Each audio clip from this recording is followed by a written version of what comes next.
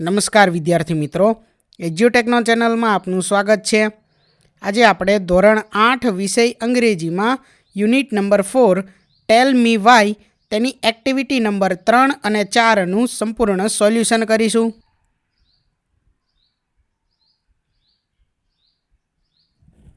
તો સૌથી પહેલાં છે activity number 3, rearrange the sentences and make a meaningful dialogue. એટલે કે અહીં જે સંવાદ આપેલા છે તેને ફરીથી ક્રમ અનુસાર ગોઠવવાના છે અને અર્થપૂર્ણ સંવાદ બનાવવાનો છે. તો આમને ક્રમમાં ગોઠવીએ એટલે સૌથી પહેલાં આવે mango tree says why do you come here. ત્યાર પછી child says because I want mangoes. Mangoes why do you want us. Child because I want to make juice. Juice why do you want me. Child because you have a vitamin A. Vitamin A why do you want me.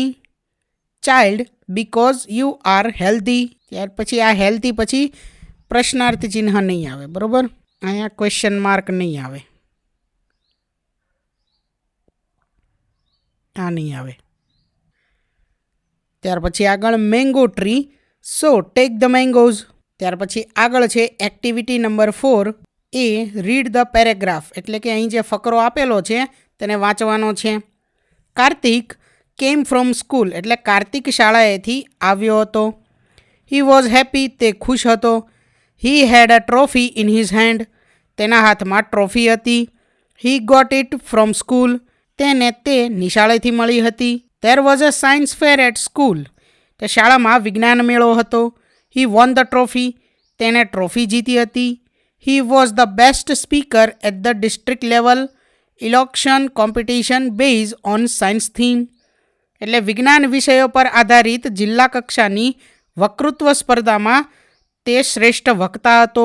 He showed his trophy to his parents. તેણે તેની trophy તેના માતા પિતાને બતાવી. તે congratulated હિમ. તેઓએ તેને અભિનંદન પાઠવ્યા. His grandfather was proud of him because Kartik got first prize. તેના દાદાને તેના પર ગર્વ છે કારણ કે કાર્તિકને પ્રથમ ઇનામ મળ્યું હતું.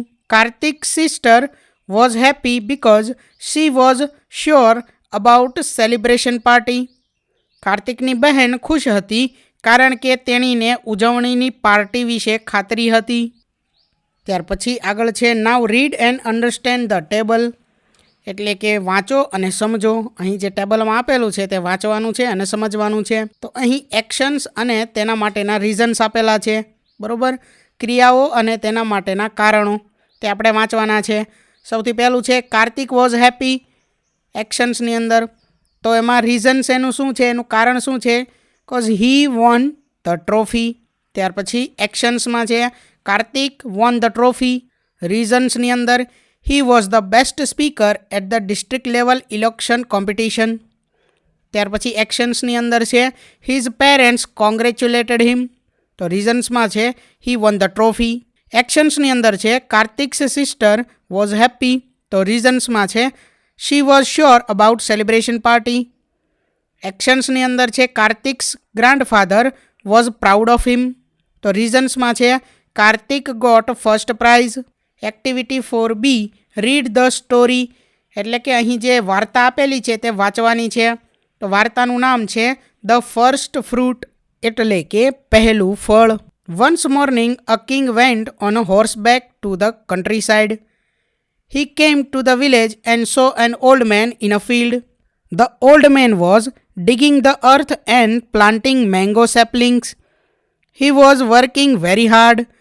King says Good morning, my friend. Why are you planting these saplings? Old man says, these saplings will be big trees in 10 or 15 years. They all bear fruit then. King says, but you are old and weak, so you will die in a few years. You will not eat their fruits. Old man says, you are right. I'll not eat the fruit, but I am doing this today because others will eat it and therefore I am happy. King says, I am pleased with you, old man. You love people, therefore you are a good man. Please take this bag of money because I love your work and thoughts. Old man says, thank you, sir. This bag of money is first fruit of my little trees. ત્યાર પછી આગળ છે read the story and complete the table, એટલે કે વાર્તાને જે આપણે વાંચી છે તેના આધારે અહીં ટેબલ કમ્પ્લીટ કરવાનું છે. તો એક્શન્સની અંદર છે the old man was digging the અર્થ, તો એના રીઝન્સમાં શું આવશે? He was planting mango સેપલિંગ્સ. ત્યાર પછી એક્શનની અંદર the king was pleased with an old main, તો અહીં રીઝન્સમાં આવશે હી લવડ પીપલ. ત્યાર પછી અહીં રીઝન્સમાં લખેલું છે he was good man and he worked for others, તો અહીંયા એક્શનમાં શું આવશે? The king gave him a bag of money.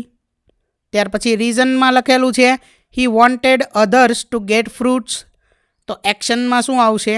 The old man was planting mango saplings. તો વિદ્યાર્થી મિત્રો, અહીં યુનિટ 4 ટેલ મી વાય તેની એક્ટિવિટી 3 અને 4નું સોલ્યુશન પૂર્ણ થાય છે. થેન્ક યુ દોસ્તો. એજ્યુકટેકનો ચેનલ તરફથી વિડીયો નિહાળવા બદલ આપનો આભાર. આવા બીજા વિડીયોઝ નિહાળવા માટે અમારી યુટ્યુબ ચેનલ એજ્યુકટેકનો અત્યારે જ સબસ્ક્રાઇબ કરો. આભાર દોસ્તો.